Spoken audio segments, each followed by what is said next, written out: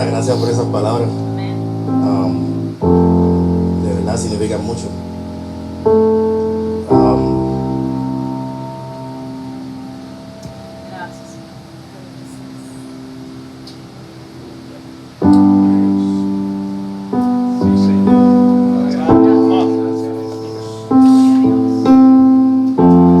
Yo no sé ustedes, ¿verdad? Pero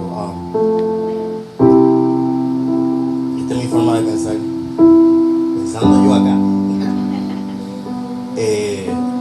Yo no sé por qué ustedes necesitan invitados.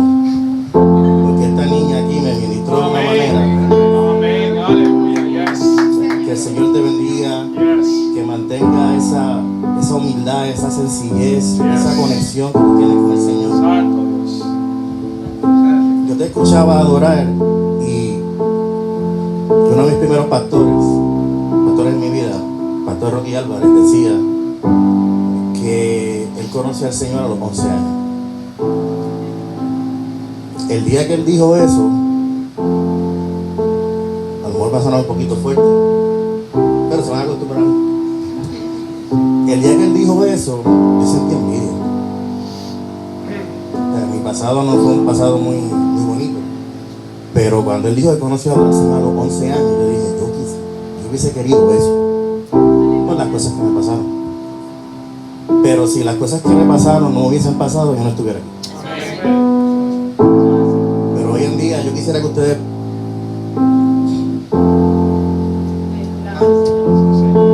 mantuvieran a esta niña en sus oraciones, que el Señor la cuide, que te proteja el corazón, que proteja ese amor que tú tienes para el Señor, que lo mantenga siempre así.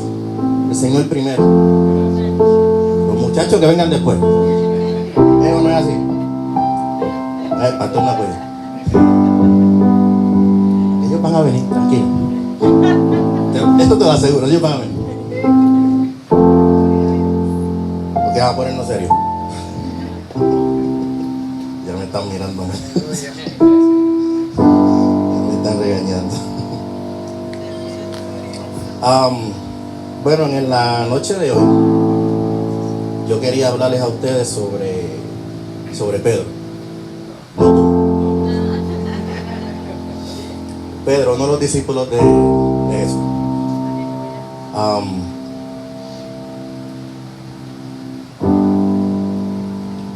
En la vida nos encontramos con situaciones y circunstancias inesperadas. Y a veces pensamos en cómo esa persona a la que admiramos hubiese trabajado o salido de esa situación. El ser humano funciona copiando modales, expresiones, formas de actuar, etcétera, etcétera, etcétera. Voy a poner un caso. Yo me di cuenta hace como 5 años atrás que se puede sentar, ¿verdad? Yo me di cuenta hace como 4 o 5 años atrás que yo me siento de la misma manera en que yo vi a un actor en una película. La película se llama Boys in the Hood. No me juzguen. Pero esta persona era un papá que era bien sabio y le daba muchos consejos a su hijo. Consejos muy sabios.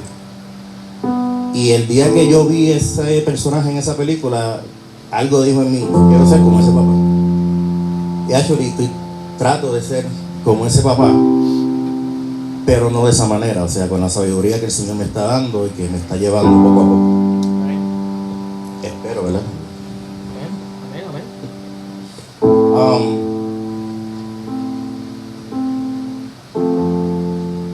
Porque uno copia esas cosas. Hay veces que uno copia algo, pero buscando una palabra bien boricua, uno la customiza a la manera de uno, pero así es como uno trabaja.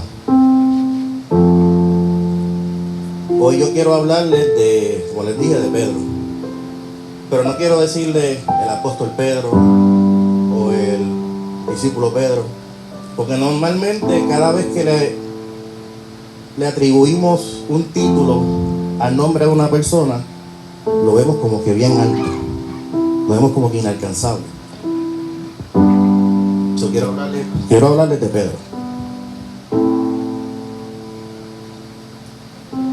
Pedro es uno de los hombres más importantes de los que habla la Biblia. Cada vez que mencionan a los 12 discípulos, el primero en la lista, notan, es Pedro. Pedro es un hombre que recibió el llamado del Señor en un momento de su vida donde no lo esperaba. Estaba dedicado a su profesión, que era la pesca, y obviamente a su familia. Pedro era hermano de Andrés y ambos eran pescadores de profesión. Pedro era un hombre casado y sabemos que era un hombre casado porque en la Biblia dice... ¿Por qué tú te ríes? Yo sabía que iba a decir eso. La Biblia dice que Jesús sanó a su suegra. No vamos a entrar en más detalles. La Biblia dice que Pedro sanó a su suegra. La primera vez que Jesús y Pedro se encontraron fue antes del comienzo del ministerio público del Señor. Fue en Galilea, por medio de su hermano Andrés. Eso está en Juan capítulo 1 del 35-42. Después de ese primer contacto, Pedro y Andrés continuaron trabajando como pescadores por un tiempo, hasta que el Señor los llamó y les pidió que los siguieran para él hacer los pescadores de hombres.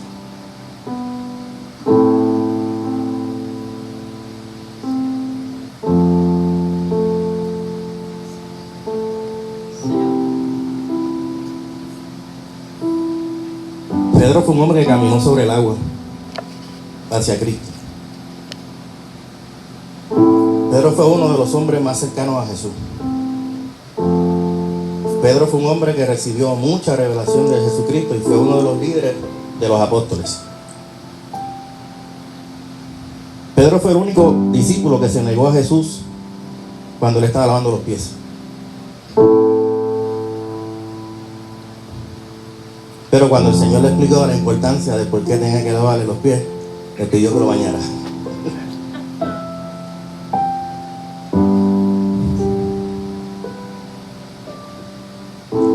La Biblia dice que de todos los discípulos, de todos los apóstoles, Jesús se le apareció primero a Pedro en forma resucitada. Pedro fue quien predicó el día de Pentecostés y se salvaron 3,000 almas, sobre 3,000 almas, como dice la Biblia. Y Pedro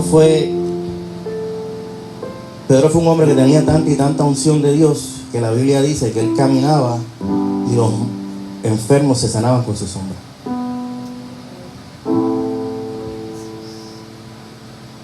Padre, en estos momentos oro para que seas tú hablando a través de mí, Señor. Te doy las gracias, Señor, porque estoy delante de adoradores, de guerreros del Señor. Me siento chiquito, Padre Santo. Me siento chiquito ante estas personas que están aquí conmigo, Señor. Pero te doy gracias porque llegaron hasta aquí, Señor. Y te doy gracias por las personas que están a través de las redes sociales y que van a recibir tu palabra.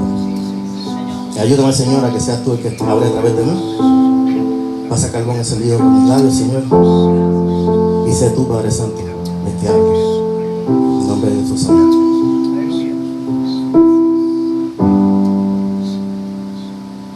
¿Por qué decido hablar de Pedro?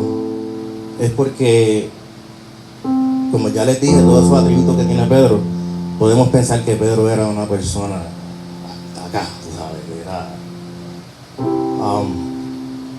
y lo era porque por todas las cosas que dice la Biblia que él hizo. Yo quisiera compartir con ustedes una historia sobre un muchachito que por 7 años estuvo solo. Era hijo único. Eso básicamente le daba todo. Su papá le daba todo.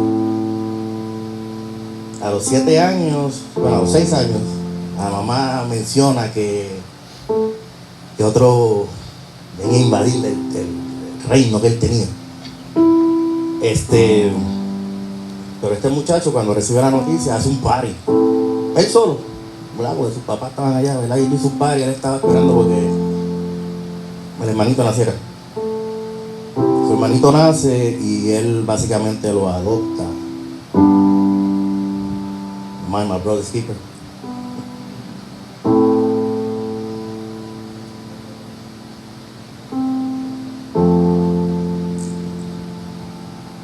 lo adopta, como quien dice, como si fuera su hijo y lo cuida de todo. Pero durante el crecimiento de este muchacho, como todo joven, ese muchacho empieza a ver otras cosas que le van atrayendo. Lo cría en el evangelio. Desde chiquito mucha gente le decía a la mamá, eso va a ser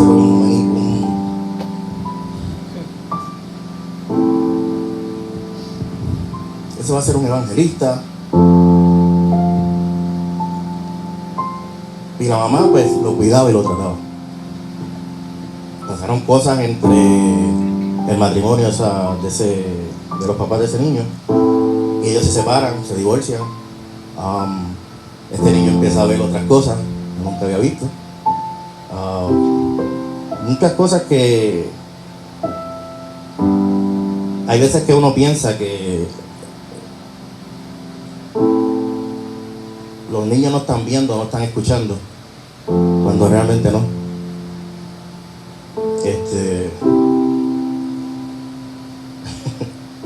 Una vez, estoy hablando de mí, perdón. Una vez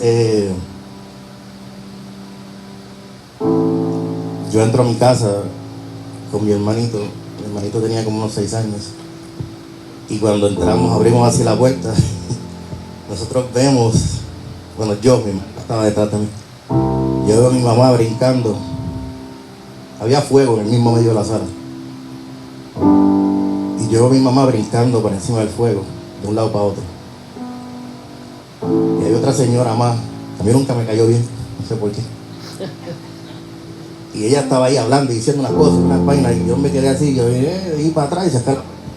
Pero obviamente ella se dio cuenta que llegamos, entren, qué sé yo, nos mandaron para el cuarto.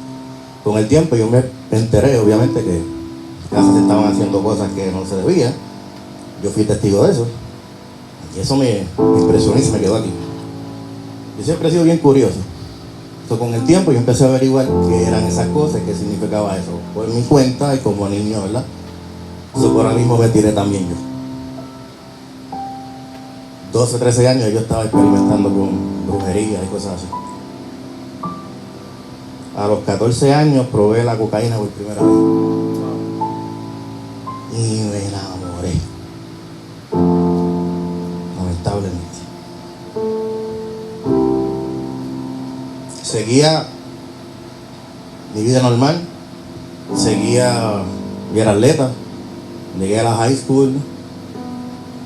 Seguía como atleta. Gané becas. Llegué a la universidad. Tengo un récord en los 200 metros en la UPI. Nunca me detectaban. Bueno, para aquel tiempo no estaba tan, ¿verdad? Pero yo seguía mi vida y a la misma vez mi crecimiento, y como joven seguía experimentando muchas cosas. Empecé obviamente a bregar con tráfico de drogas y cosas así. Pero mientras más yo crecía y me envolvía en ese mundo, más yo cuidaba a mi hermano de que él no viera lo que yo estaba haciendo, porque yo lo estaba haciendo mal. Pero que había una peculiaridad, y era que yo tenía un carácter fuerte, pero mi hermanito era explosivo. Cada vez que mi hermanito se metía un problema en la calle, ahí iba Erika a cuidarlo. Ahí iba Erika a sacarlo del problema. Nos criamos en esa dinámica. Mi mamá siempre estaba orando y siempre nos decía: mira lo que ustedes están haciendo afuera.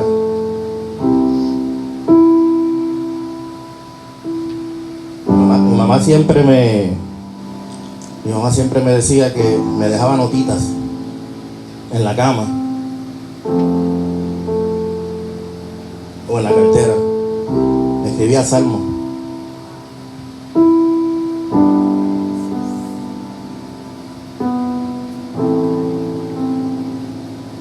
Me escribía salmos.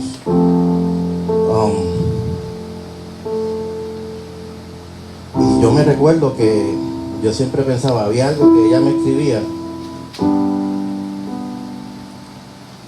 Yo no lo he encontrado, pero decía algo así como que yo sé que yo soy alguien porque Dios no hace porquería.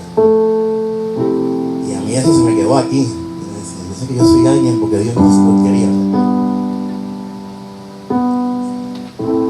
Con el tiempo, por de hablar así en términos de calle, uno va subiendo y subiendo y subiendo en los rankings, por decirlo así, de la calle. Y empecé a hacer más cosas y más cosas y más cosas, hasta que pues mi hermanito y yo teníamos un sitio donde podíamos, ¿verdad?, hacer, pues, vender droga. Pero esto fue bien raro, porque lo que sucedió en este caso fue que mi hermanito tenía unas amistades en este sitio y por alguna razón ahí me llamó mi hermano una vez y me dice: mira, estoy encerrado en un apartamento, que me quieren matar. Cuando yo voy a ese sitio, a ese caserío, estaba todo el caserío alrededor de ese apartamento, y de verdad querían linchar a mi hermano. Yo me bajé del carro y la gente empezó a abrir camino. Yo llegué al apartamento, saqué a mi hermano, lo monté en mi carro y nos fuimos. Lo que sucedía en ese momento era que yo había creado como una pequeña fama de que tenía mi fama. Pues cuando yo llegué, fui a buscar a mi hermano, lo saqué. Cuando yo me fui, llamé a la persona que supuestamente estaba en ese negocio. Yo le dije: le hicieron esto a mi hermano, yo voy a virar para atrás. Pero lo dejé así. 3 meses después nos quedamos con el caserío. Pero no era porque yo lo quería, era porque le habían hecho daño a mi hermano. Cuando yo era chiquito, yo pertenecía a una organización que se llamaba los Royal Rangers. Son como unos Boy Scouts cristianos. Y cuando tú estás ahí, ellos te enseñan un versículo bíblico que es Mateo 7:12. Mateo 7:12 dice: todas las cosas que queráis que los hombres hagan con vosotros, así vosotros hacéis con ellos. Mucho cuidado con leer la Biblia y usarla para cosas malas, porque eso es lo que realmente yo hacía.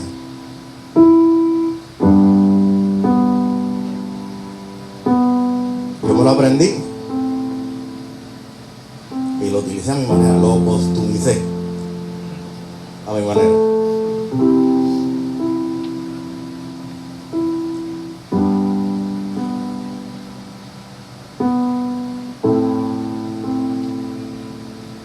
Con el tiempo tú vas creando mucha fama y mucha gente va creando animosidad contra ti, y mi hermanito fallece, él lo mataron. Pero cuando él lo mataron, hace una semana que una persona le había sacado un revólver a él. Mi hermanito lo dejó, viene y me lo dijo: aquí viene él a defender a su hermano. Voy donde la persona, lo pego en una pared y le dije: la próxima vez que tú le saques una pistola de mano vas a tener que usarla. Una semana después la usó. Yo estuve por muchos años con ese sentimiento de culpa, de que yo fui el que le di la orden a esa persona para que hiciera eso. Estuve buscando a esta persona por más de 7 años. Pero algo pasaba, que cada vez que estaba cerca de él y que le íbamos a coger, se me escapaba. Mira, Eric, fulano está en tal lado. Llamaba a la gente, cogíamos a la gente, arrancamos. Cuando llegamos se acababa de ir. Entonces, esto no puede ser, hay algo que está pasando. Lo que yo no sabía era que para ese tiempo el que era jefe mío era familiar de él. Entonces, cuando yo llamaba a mi jefe para decirle: voy a buscar a fulano que está en tal lado, él lo llamaba.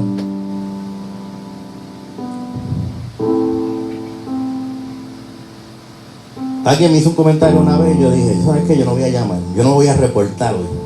Me voy a portar mal y no voy a reportar. Lo cogimos.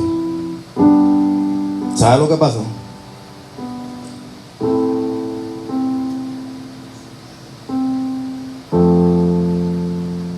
Cuando lo teníamos de frente, cuando yo lo tenía de frente, yo pude haber cambiado mi historia y la historia de él. Pero en ese momento lo que venía a mi mente eran los papelitos que me dejaba mi mamá. Aquello que decía: yo sé que yo soy alguien porque Dios no hace porquería. Y el versículo que decía, todas las cosas que queráis que los hombres hagan con vosotros, así vosotros haced con ellos. Si él le hizo eso a mi hermano, ¿por qué yo voy a hacerle eso a él? Si él le hizo eso a mi mamá, ¿por qué yo le voy a hacer eso a la mamá de él? Si él le hizo eso a mi sobrina, que nació un mes después que mi hermano murió, mi hermana nunca la conoció, ¿por qué yo le voy a hacer eso a sus hijos o a sus sobrinos?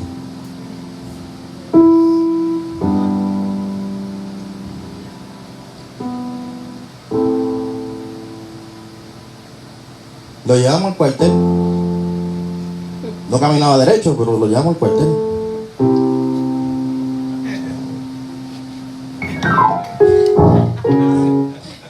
Yo no era muy cristiano para ese tiempo. Pero cuando fuimos a corte, con todas las pruebas en su contra, salió absuelto.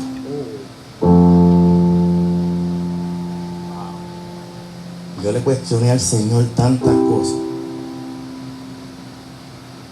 En la calle yo me veía débil.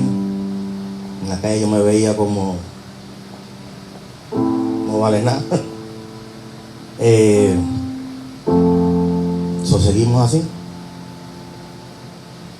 Entro yo en una depresión por 7 años. Yo no me quería bañar. Yo no salía para ningún lado. Todo el tiempo era de noche. ¿Sabes lo que me sacó de la depresión?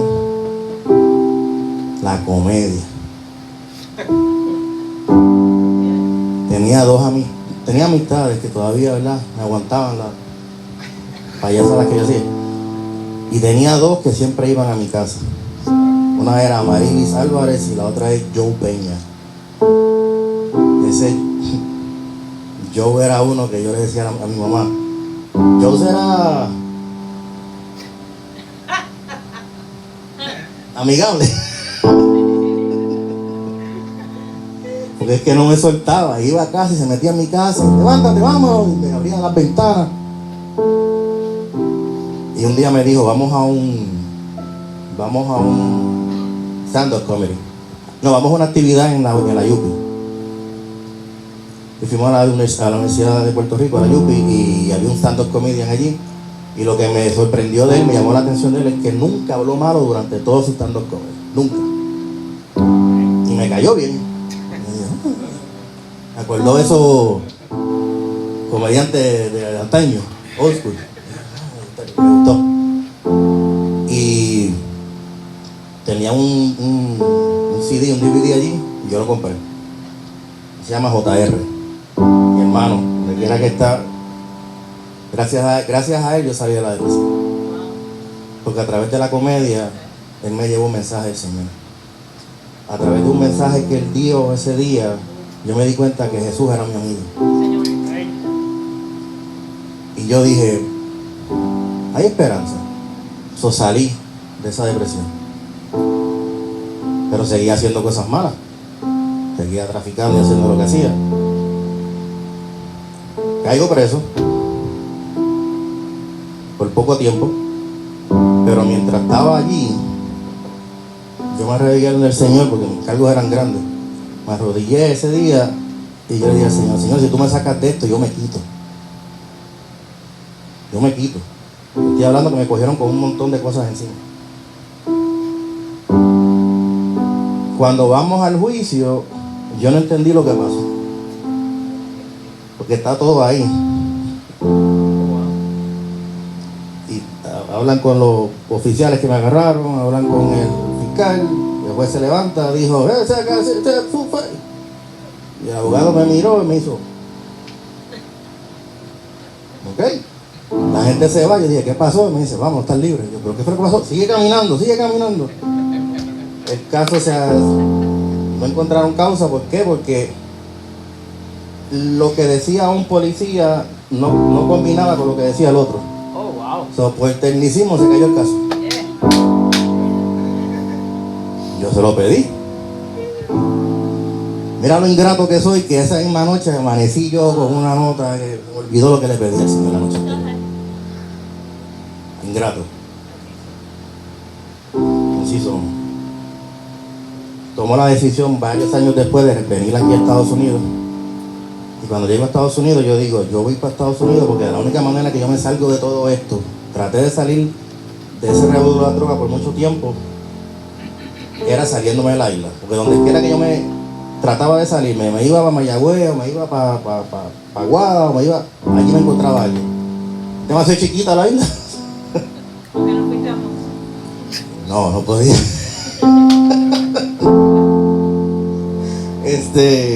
Decido sacar un pasaje de ida. No era ida y vuelta, lo cogí de ida. Yo no tenía nadie aquí. Mi sobrinita, la hija de mi hermano, vivía acá. Pero cuando vengo para acá, la noche anterior llamo a mi hermana, que vive en Maryland, y le digo, mira, te estoy llevando para que sepas que me voy por Orlando, voy a ver qué hago por allá.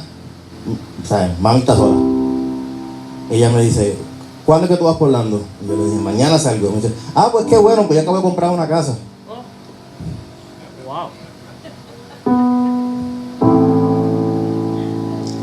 Yo acabo de comprar una casa y está sola. So, yo te voy a recibir en el aeropuerto, te llevo para la casa y me voy para Maryland porque tengo que vender la que tengo allá. So, yo llegué a Orlando con una casa nueva, 2 carros nuevos y yo no sabía dónde estaba porque yo no estoy nada de Orlando. Todavía no habían inventado el Garmin, ¿verdad? Sí, bueno, había un Garmin, pero el mío hablaba australiano. No.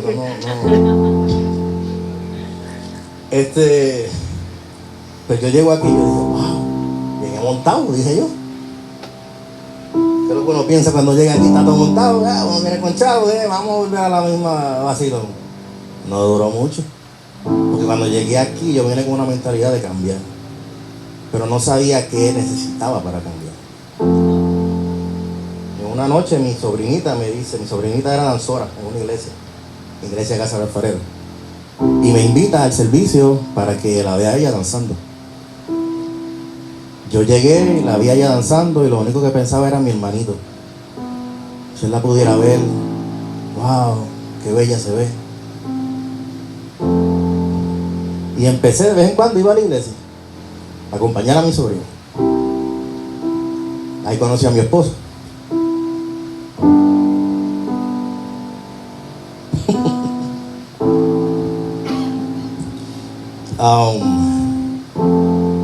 Había visto a que es mi esposa ahora. Pero entonces, una despedida de año, ese año que yo llegué, en 2006, en la iglesia dicen, vamos a despedir el año todos en la iglesia. Y yo dije, ¿qué cajería es eso? Despedida de año en una iglesia, o sea, ¿qué chajería es esa? Pero yo dije, quiero hacer algo distinto, pues vamos a hacerlo, vamos a venir para acá.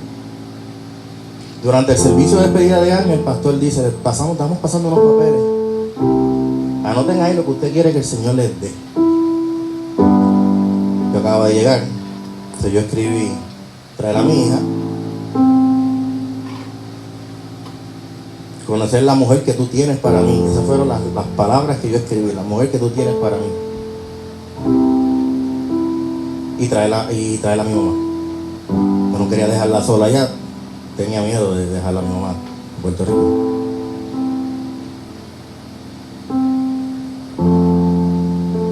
Me las ha cumplido todas. Eso fue en el 2006.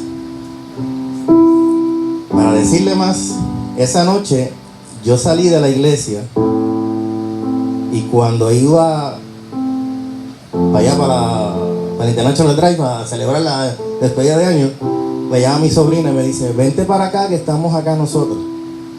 Yo voy para la casa que me dijo mi sobrina, ahí conocí a mi esposa.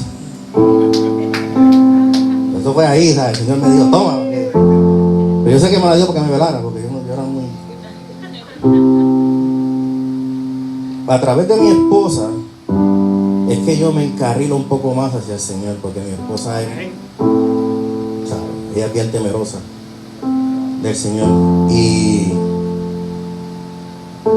Pero yo seguía haciendo y deshaciendo. Seguía con mi adicción a la cocaína, seguía bebiendo. Hermano, yo era de los que para entrar a la iglesia, para yo entrar a la iglesia, en el parking de la iglesia tenía que usar cocaína. estaba adicto a la cocaína.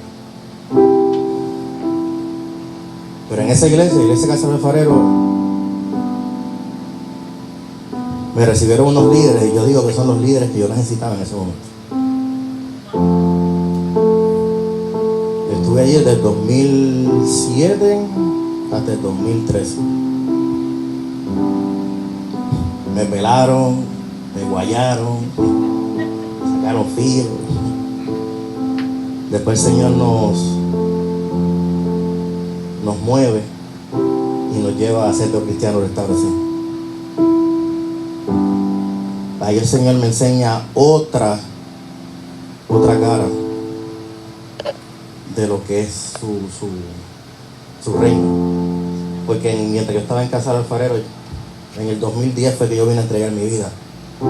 Desde el 2006, en el 2010 fue que yo vine a entregar mi vida seriamente con el Señor. Un día en un círculo de oración en mi casa, yo me levanté, yo tenía una barra con un montón de alcohol. Me levanté, cogí la barra y la tiré para el dumpster. Y desde ese día hasta el día de hoy, no necesité ni alcohólicos anónimos, ni adictos anónimos, lo que sea. Pero eso solo lo hace Él. Pero es como decías tú, si no lo haces de corazón, ya lo vas a vivir. Cuando llego a Centro Cristiano Restauración, conozco a muchos hermanos. Conozco a muchos hermanos y era otra iglesia, era una forma distinta de ministrar, una forma distinta de adoración. Uno como que a veces como que... Pero entonces me di cuenta que el Señor me estaba llevando de trabajar con los jóvenes y los niños, que era lo que hacía en Casa del Alfarero, a trabajar con los hombres. Y no es fácil, pastor, no somos fáciles. No lloramos. El pastor mío dice que nosotros somos expertos haciendo el saludo del lagartijo.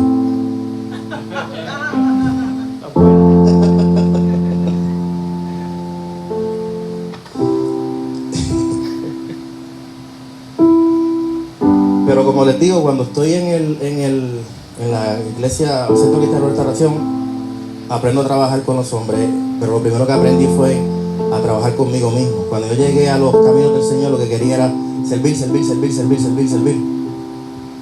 Quería demostrar a los jóvenes que las drogas son malas. No quería decir a los jóvenes, no trates con la droga. Quería demostrarle todo era a los jóvenes, a los niños. Me sentía culpable. Entonces yo quería como que pagar esa deuda que debía. Cuando llego a Centro Cristiano de Restauración, me doy cuenta que yo tengo que trabajar conmigo mismo primero. Tengo que gustarme yo mismo primero para después presentarle a la gente lo que yo quiero. Porque si tú no estás satisfecho contigo mismo, tú no tienes nada que ofrecer. Eso lo aprendí de parte de mi pastor Jesús Manuel Torres. Y hasta el día de hoy eso es lo que hago. Seguimos sirviendo al Señor. ¿Por qué traigo parte de mi historia y la de Pedro? Después, porque como estábamos diciendo ahorita, Pedro es una persona que lo vemos bien arriba. Una persona que era fuerte de carácter, una persona que era siempre tenía algo que decir. Pero si te pones a pensar, Pedro negó a Jesús 3 veces antes de cantar el gallo.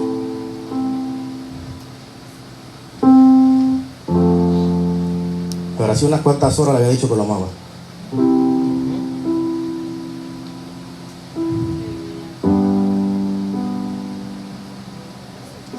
Estando cara a cara con él, le dijo que lo amaba.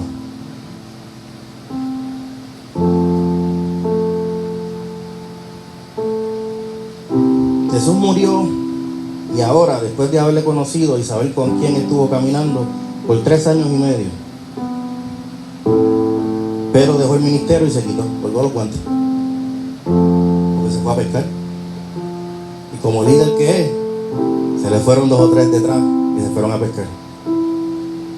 Cuando Dios los había hecho pescadores de hombres, volvieron otra vez a pescar. A la muerte.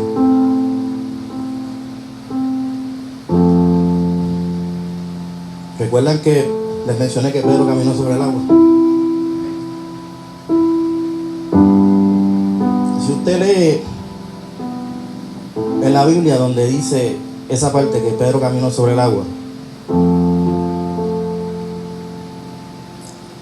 Pedro fue quien le pidió a Jesús que le permitiera a él encontrarse con él en el agua. Él lo pidió y Jesús se lo concede. Y mientras él va caminando donde Jesús, quita su vista de él y cae.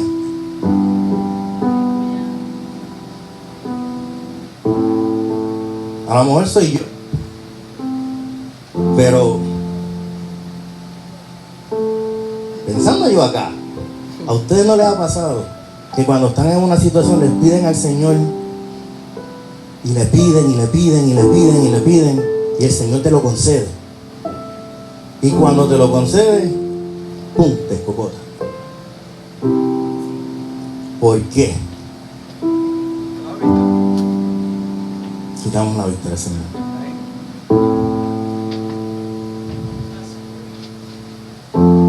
La vida de Pedro antes de que conociera a Jesús es un reflejo de la vida del cristiano. Era terco, testarudo, imprudente. Estoy hablando de Pedro, ¿no? Imprudente.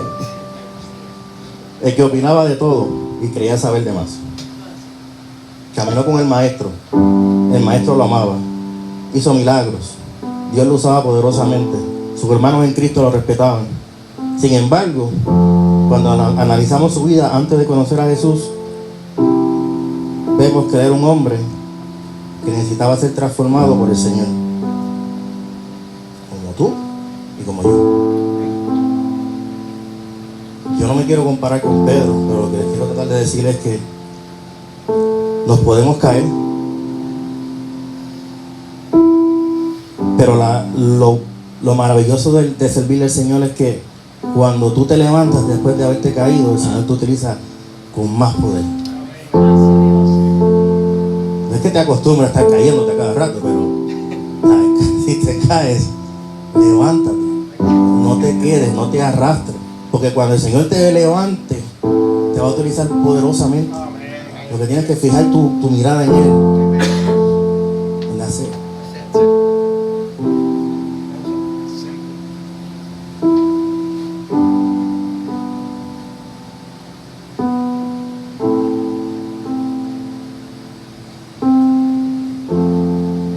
Cuando la pastora Rosa estaba hablando de mí,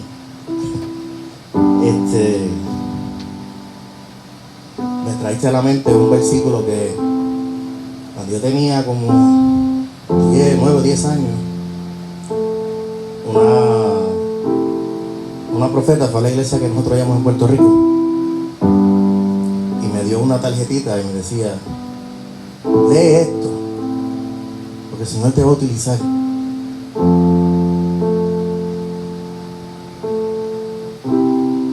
Yo era un niño, pero dentro de todos los niños, cada vez que había noches de evangelización, yo era el más que traía niños. Pero ese versículo me marcó. Se encuentra en Isaías 41, capítulo 9. Y dice: te tomé de los confines de la tierra, te llamé de los rincones más remotos y te dije: tú eres mi siervo. Yo te escogí, no te rechacé. Así que no temas, porque yo estoy contigo. No te angusties, porque yo soy tu Dios. Te fortaleceré y te ayudaré. Te sostendré con mi diestra victoriosa.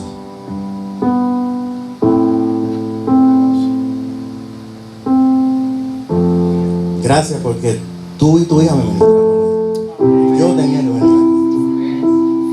Yo tenía que venir aquí. Y te doy las gracias por eso. Pastor, gracias por la invitación. No tengo nada más.